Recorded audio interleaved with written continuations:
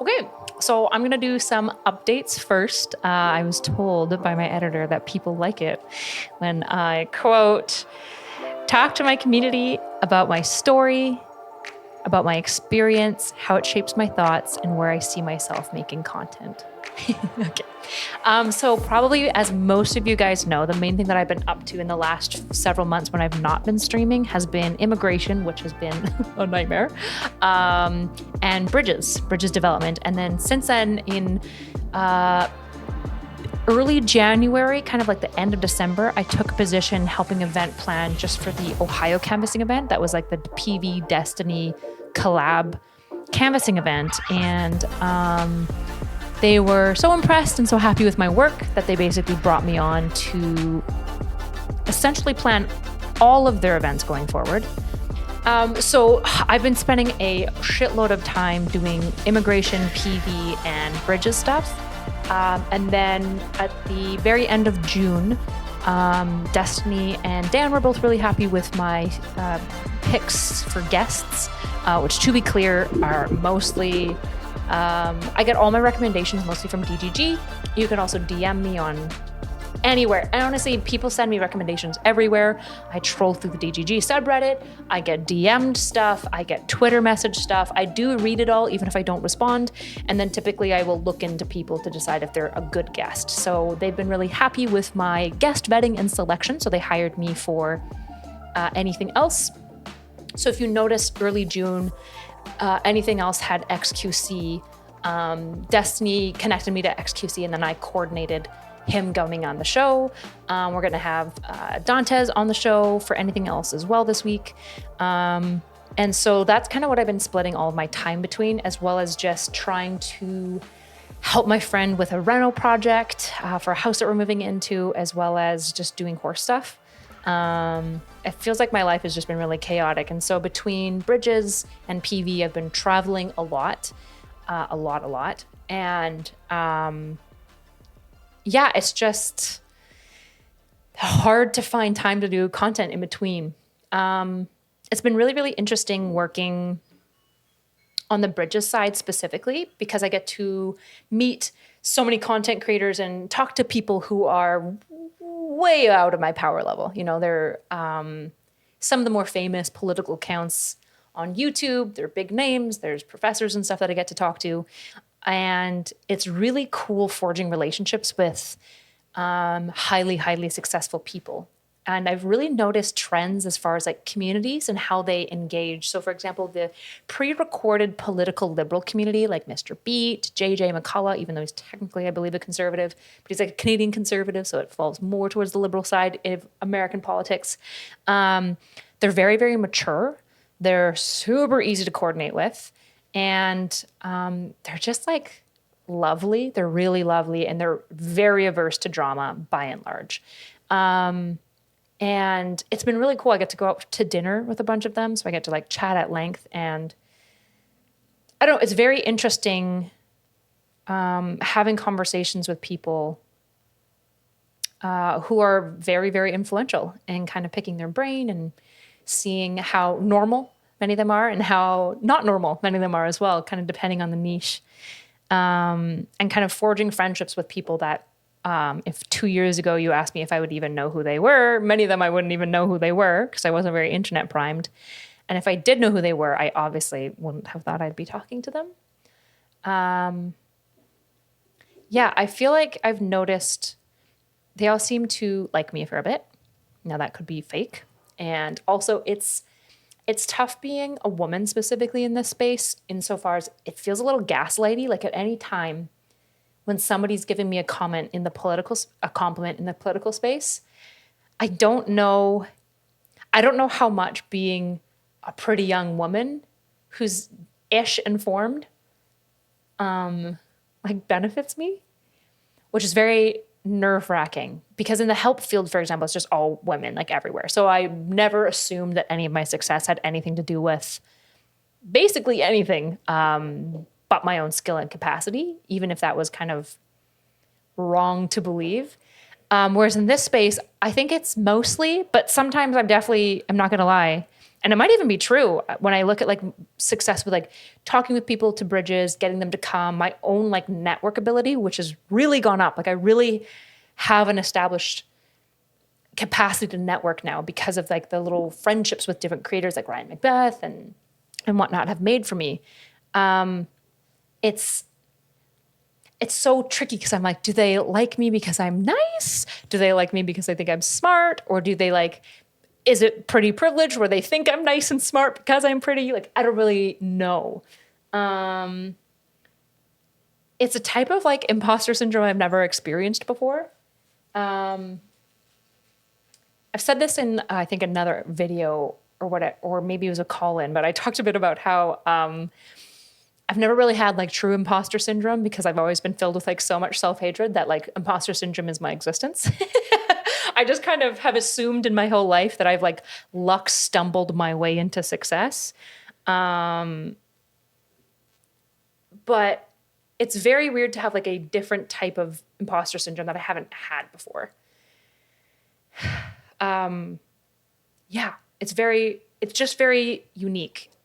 And it's also interesting because my friendship social group has changed so much. So it's really sweet when my parents try to connect with me and bond with me.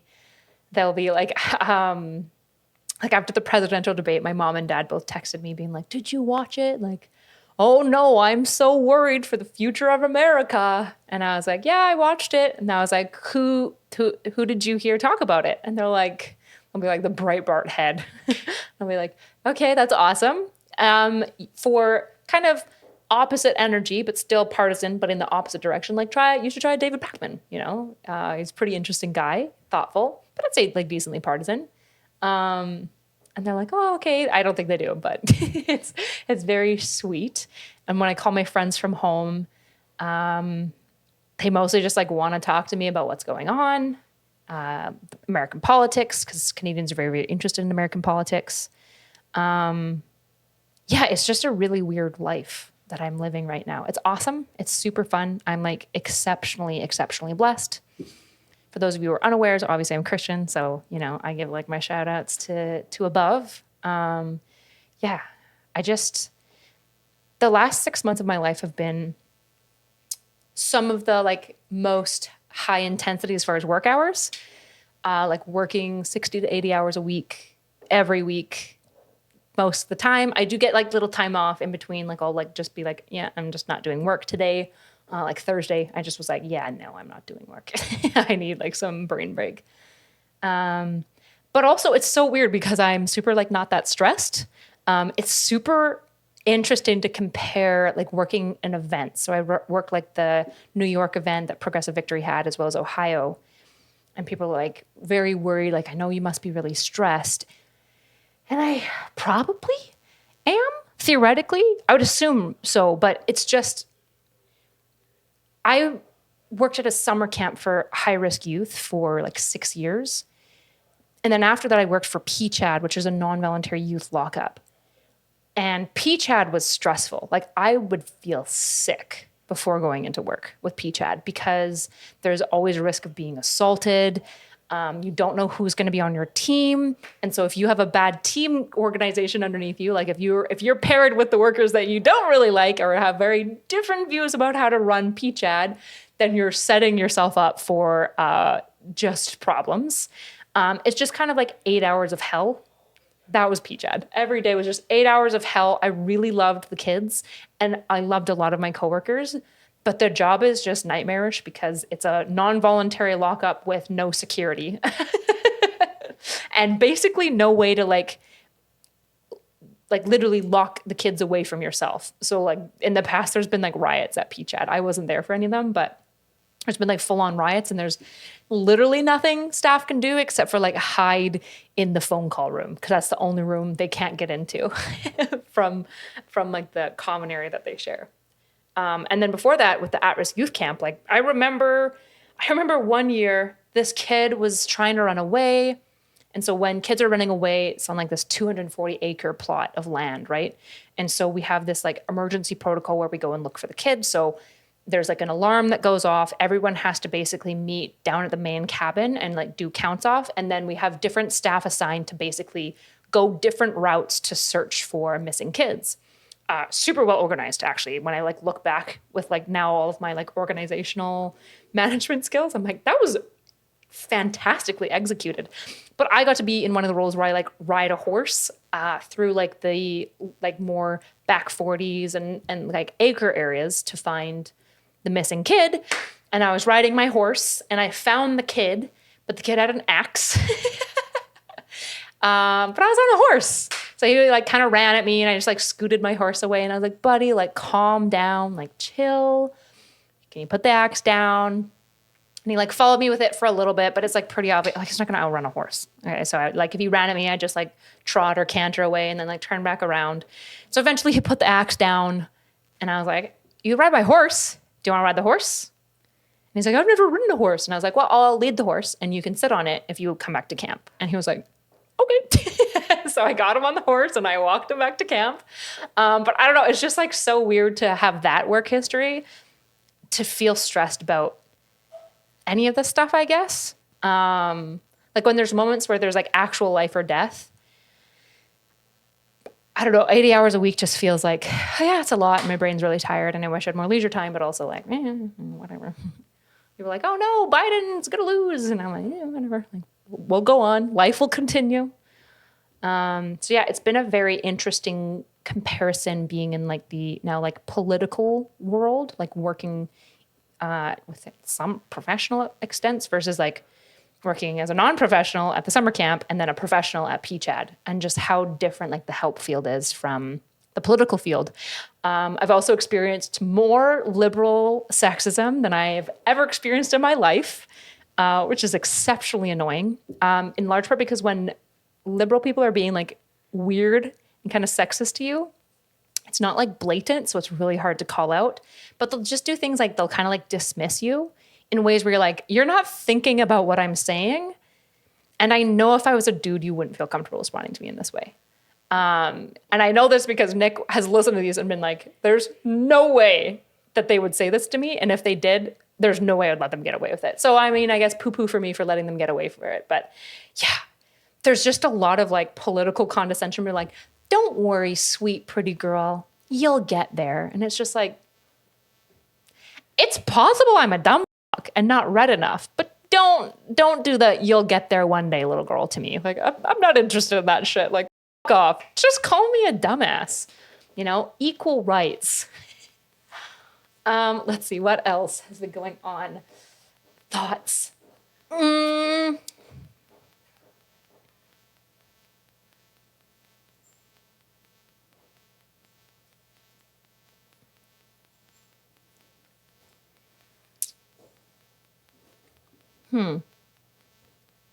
I've been thinking a lot more about content that includes like more the animal side of my life. I don't know. I can't go into detail about any of it, but I've recently been very black-pilled on, I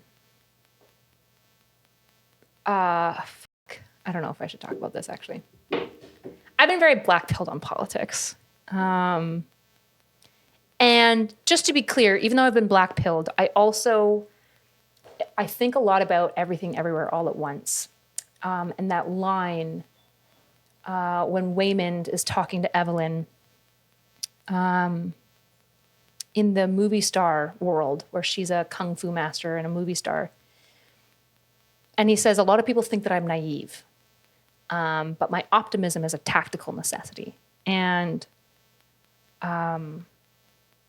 first of all, based stoicism, okay? Based stoicism, but also, I agree. I think like when people become doomer-pilled, then optimism is a tactical necessity, because like the reality is like if you're so doomer-pilled to being like none of it means anything and the world sucks and blah, blah, blah, blah, blah, then the reality is that like genuinely, then there is no other option than just like self and giving up. Like I literally don't know where else you go. When I was super black-pilled, I had this conversation with the liberal professor. I hope he doesn't mind me sharing, but he was great in it. Okay. He sent me a link to a book called Democracy on Trial. And he said, but one of the arguments of the book that stuck with me, and that's paraphrasing a bit, is people make politics with opponents and wage wars on enemies. The more the public sphere erodes, the more people seem like enemies. In a condition where everyone is perceived as an enemy, survival becomes the number one priority, making itself seem as if ethics is a luxury that people can't afford. And I guess I've been feeling like when I watch political groups and politicians all operate, especially since kind of the Biden fallout, I feel like I'm just watching a bunch of cowards. And the same with the RNC. The RNC, I guarantee you, almost all of the Republicans hate Trump in the RNC. They fucking hate him. But they're all too spineless and cowardly and self-interested to do anything about it, to speak up. To be honest, this is why I fucking have a huge new appreciation for AOC because of the live that she did, where she basically called out other Democrats for being cowards and being like, why would you even be a House seater? Like, why would you even have a seat if you don't think that we can win this election? Literally, just off. She didn't say these words verbatim, but that's like actually how I feel. It's so, for example, like we can't book any DNC person right now because they're all just like, gotta wait to see how the balls drop. And it's just like, or just stake out a position that you believe in, you spineless coward. That's what your constituents are waiting for. They're waiting for you to advocate for them. That's why you're first elected in the first place. For the RNC Republicans, why aren't you like going to your people door to door and being like, hold up about the Trump shit? If you actually think Trump sucks, which I guarantee you, I promise you, there is not that much support. The main support that you see, there's probably a few that genuinely agree with Trump. Most of them see him as a clout avenue because he is, and the rest are falling in line because they don't want to be the ones to stick their neck out. And so when you see like Liz Cheney's getting chewed out by the RNC for being like, no, fuck you, Trump. Like, we need to rally around these people because there has to be some sense brought in. There has to be some ethic established within politicians that says that you can't be a sniveling, lying piece of shit. And we have to stop thinking that risk is bad. And just because you're liable or somebody might, be taking a risk here and it might not end up well, that suddenly they're a bad person for taking the risk or that they're a bad person for trying things out. It drives me fucking crazy. Liability is ruining this country. I promise you, it is liability. Nobody wants to be the person who's caught with their pants down, which, look, I agree, nobody does. But the worst part is, if you get caught with your pants down, you can get sued for that shit. It's crazy. Just stop. Literally, liability court is ruining things. I fucking hate them. Nobody wants to ever stick their neck out.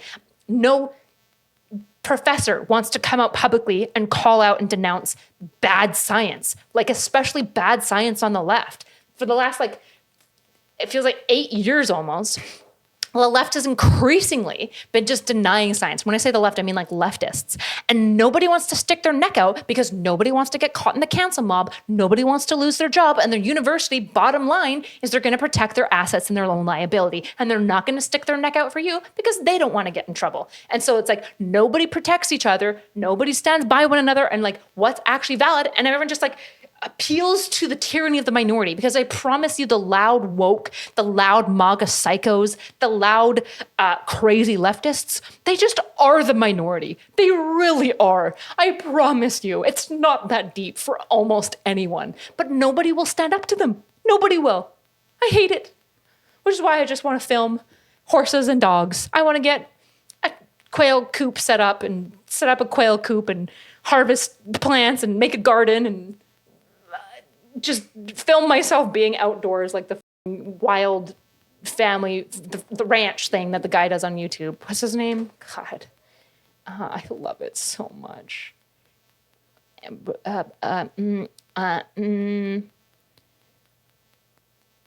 Wild Rescue Ranch. Like, man, I just want to do this shit, but instead of just like helping animals, I just want to like get started on my like helping people stuff. I've really been loving my new editor. This isn't like a clap on any of my previous editors. I've also loved them. I just feel like my newest editor understands me the best. And so he does a really good job of showing like the human elements of me and the soft parts of me, which I really, really like. It makes me really happy. So I've been definitely prouder of my content, and that makes me way more motivated to do content. I just need to figure out what to do because, and Nick is going to chastise me for this again, but I really, really need to make money so that I can open this treatment center. That's why I'm doing all of this. That's why I'm doing literally all of this. I told Destiny when I started Bridges of being like, just so you know, I want to do this because I want to see you like forward your podcast streams and stuff like that. But I need to make money. That's why I'm doing this. I'm being super honest with you. I believe in you and I need to make money. And I see this as like a direct route to that. If I'm good at my job, you want to partner with me, I can just get my fingers in more and more things, do more contracting work, because I need to make enough money to buy land. Because I just want to make my treatment center already. I just want to help people. And I think the toughest thing for me about content creation all the time is that I'm always worried that I'm not helping people. And it's been really cool. Whenever I do like the canvassing events, I have so many people. And I don't know if it's more or less per average than most content. I have no idea how to like scale this thing, but I have people come up to me all the time telling me how I like helped them, how I like really improved their lives with like certain content. And I need to figure out how to make more of that. But the problem is that like that type of content doesn't make a lot of money a lot of the time. And more than anything, I really need to make money because I need to make a treatment center. But I'm also not willing to compromise my ethics to make money because I'm a virtue ethicist. So I just don't believe that the ends will justify the means in this case. Like I think that if I sell parts of myself to make more money, I could do so. But then the parts of me that I've sold are probably the necessary pieces to make the treatment center good. Like my ethics, my concern for people, my value of truth, my value of being like informed, of thinking well. All of these things actively harm my content creation. Like God knows. Imagine if I grifted like Pearl, like right when the red pill was starting. Do you know how much money I would be making if I was just willing to like lie a little bit? Just like lie a little bit about stats, cherry pick my things a little bit. I'm pretty. I'm smarter than Pearl. That's for sure. I have way more appeal and I'm a good debater just naturally. And especially if I was willing to be bad faith. I could be so successful. But the reality is that like you have to pay something for everything. And a lot of people pay their integrity in this space. Not all. Just to be clear, not all. There are so many amazing content creators, like truly. I'm in love with the space. There are so many wonderful people. Bridges has taught me anything. It's that there are so many wonderful people out there. And this idea that like, because they're famous, they're like not a good person is like, content creators are just like everything else. I definitely thought that content creators would be like worse on average because you have to be like slightly narcissistic to put a camera at yourself and think that anyone wants to watch you, which is kind of true. But is attention whoring even narcissism? I don't know if that's true. It might be. I don't know. Doesn't matter. Regardless, I've just met some really incredible people. Like genuinely incredible people. The biggest one that comes to mind, Ryan Macbeth and Matt, Mr. Beat, are lovely. Harley Morenstein is so fun. He's so fun and like chill, down to earth. He went to my like Alex Playing with Fire 200K party that I went to because I was like, fuck it, let's go. And he just like hung out with like normies all night and was super chill. Like felt no need to be like, I'm Epic Mealtime guy. Like used to be one of the most famous people on YouTube. No big deal. Like he was just super chill. He's super fun. He'll still like check in with me every now and then, like see how things are going. He's amazing. So lovely as well. Even like doing the New York like leftist canvassing event that we did. It was really, really great because I met like some really, really like Matt Binder genuinely is lovely. Like lovely. I was blown away by Matt Bender. He spent the entire time just trying to connect with the canvassers, to talk to them. Like all of his time was dedicated in deep, thoughtful conversation with people and trying to connect and thanking them for coming out. I was blown away by Matt Bender. Like we politically probably disagree on a number of things, But fundamentally, we agree about like 95%. And more importantly, I genuinely think that he's a good person. I really liked Sir Skeptic. Now that I'm naming names, people whose names don't get called are going to be like, what an asshole.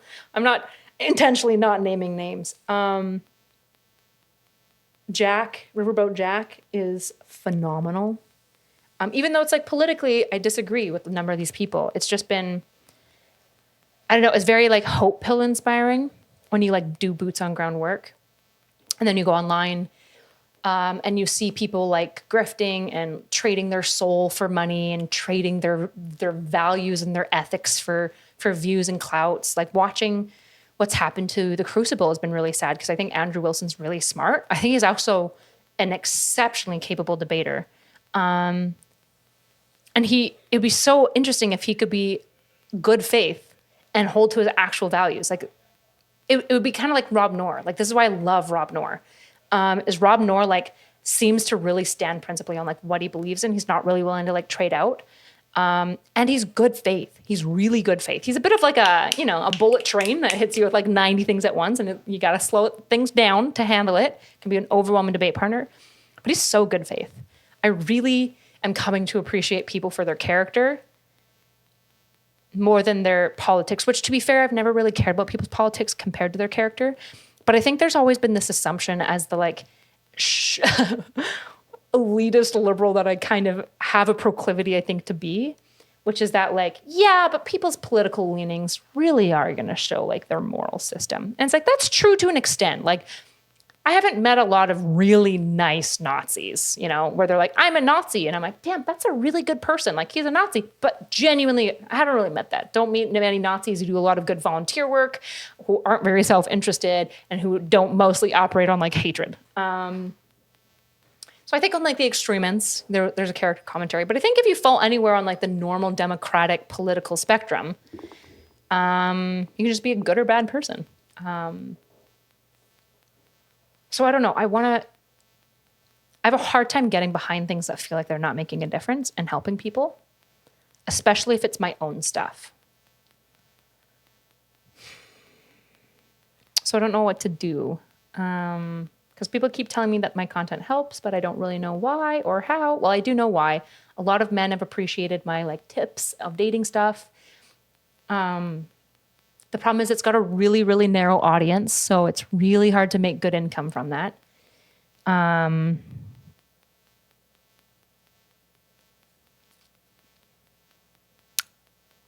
poor editor. I'm sorry, Sulak. Enjoy editing this video. Yeah, I don't know. I don't know the direction to take. I really want to do more live interviews, but I'm a baby. I'm a little shy. I have such a hard time with street interviews. There really is a time or place. There's definitely certain spaces where people are super down, like conventions and stuff like that, like cosplay conventions, all that stuff. People are super down for interviews, but like just on the street is really tough. Like people are not down. So you have to be like, excuse me from your walk. And God, I feel like every time I try to interview people, suddenly nobody speaks English. Everyone's just like, oh, sorry, no English. And I'm like, I don't believe you. I'm pretty sure some of you speak English, all right? How is it possible that 100% of the people that I approach here just don't speak English? I don't believe you. You're lying to me.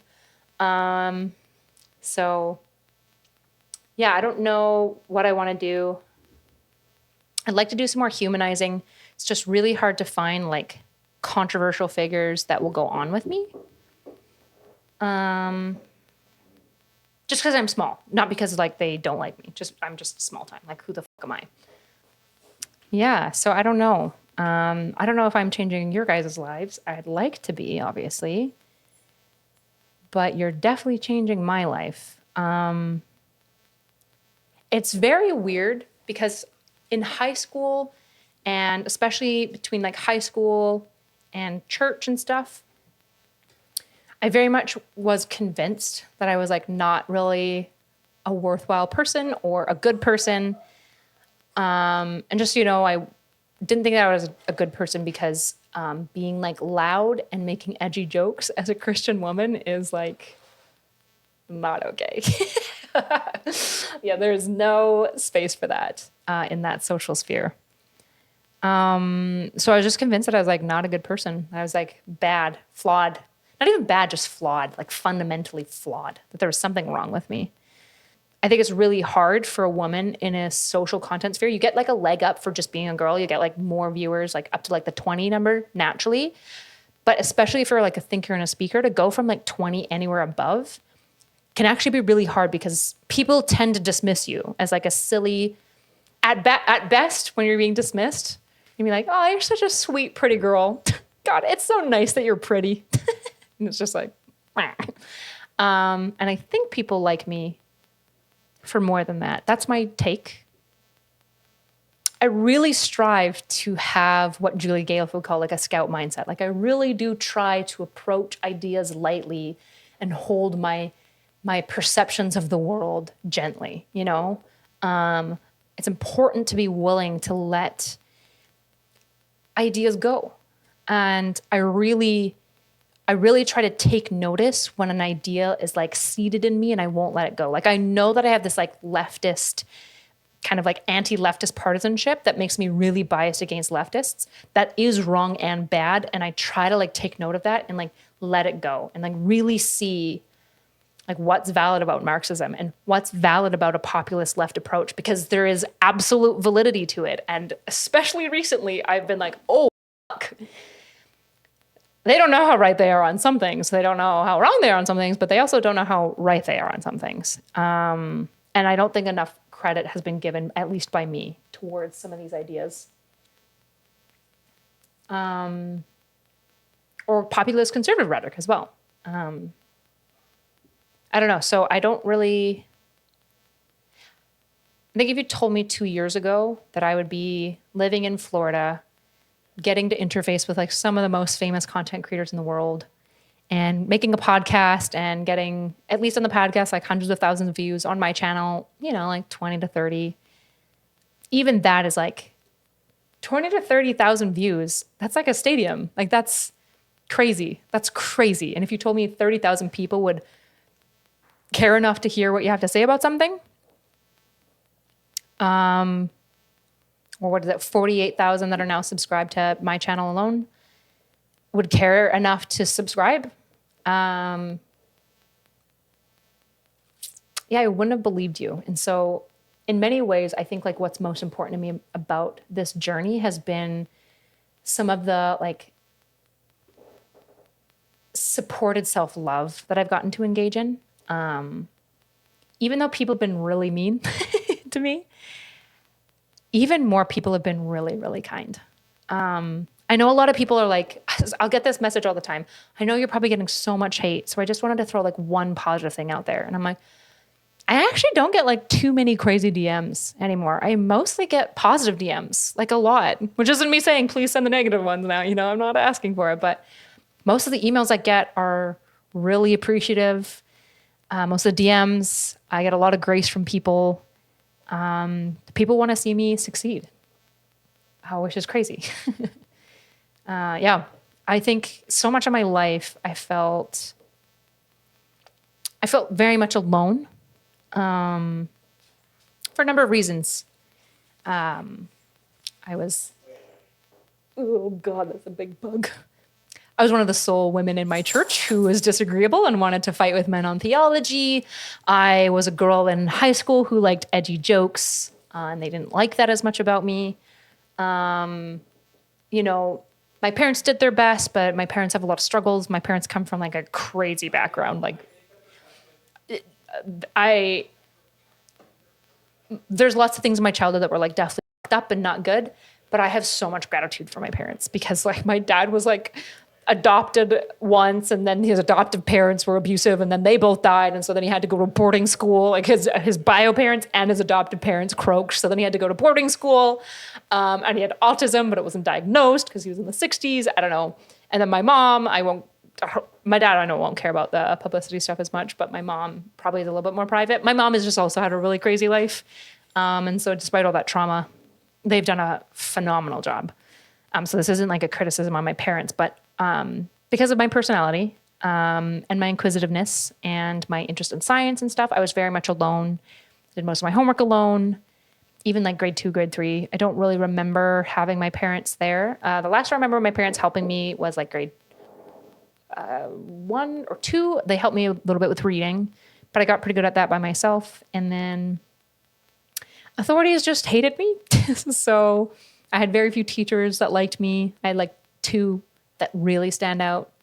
Yeah. I think I was just a hard person to support. I think I pushed a lot of it away because I was convinced that I wasn't worth it. And so it's really crazy to be in this industry where people want to watch me. I would have never expected it. And it is the most humbling and incredible thing. I'm really, really grateful, like genuinely. And I just like desperately hope that I can pay back, I guess, like that love and support.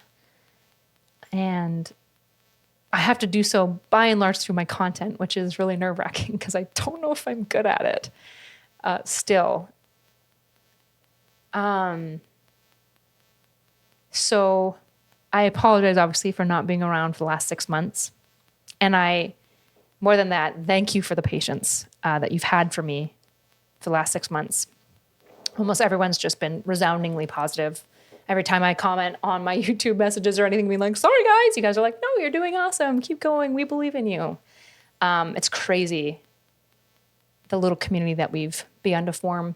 To those in the Discord, we had a really, really sweet Discord call the other day where basically we talked. So there's a joke in my Discord that people will watch me, my content, and then they join my Discord and then they never watch me anymore because they get like so much fulfillment and happiness out of the Discord. Because I think a lot of people watch me for like relationship and connection advice and content and stuff, which is great because I love connection. It's like community and connection are the most important things to me. And so I'm really glad that my Discord is giving that. Because it's such an extension of the 2 things I feel like the world needs more of. And so I'm super excited and delighted to have that. But also it makes it tough because, you know, it feels like every content creator has their warriors. Like even just like now he has like his little warriors. They're out on Twitter. They're defending him. They're finding content for him. They're like feeding up the pipeline. And I don't have that very much. And part of it's probably my fault. I'm not like quick to let people in, and I don't like to ask people for help, and I feel very uncomfortable like mobilizing people. But we had this really sweet conversation where somebody, I won't like name names or anything, but they were like, you know, we're really grateful for this space. And what would make you feel like we're grateful towards you? So I just like said a few things. You don't need to know. You guys are watching this and that's enough. I'm not even going to tell you. Literally just watching my content is like amazing because I'm not entitled to your time ever. And I recognize that every single time that you select my video, you're doing so despite competing interests. And I'm just really grateful that you're opting for mine because there's better quality content out there. There's prettier girls out there. There's more informative analysis of any political event. There's other thoughtful people that talk about relationships, like Dr. K, and yet you're here for one reason or another. And I guess thank you for being here for however much or little time that you are a part of the little community, even if that means the community is you just watch the video every now and then. Editor here. If you enjoyed the video, please subscribe and consider joining as a member for only a few dollars a month. We will be releasing videos covering topics from the private and personal to the public and political. So join notsoErudite today on her live-streamed Look on Life.